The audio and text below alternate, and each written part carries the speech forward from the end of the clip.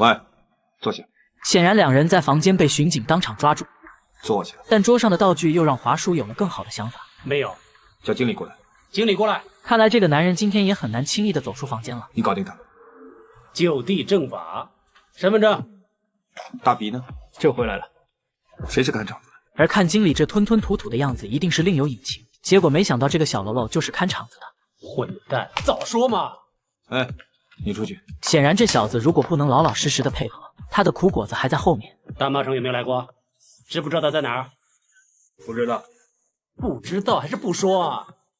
不知道怎么说啊？虽然他被当场抓住把柄，但似乎不尝点苦头也绝对不会老实交代，所以只能让他体会一下什么叫浪漫夏日冰爽的感觉。我想找他马上。长官，我真的不知道。可华叔怎么会轻易相信这样的人？因为他还有更狠的招数在后面。随后便走上前，拿起男人的手指头，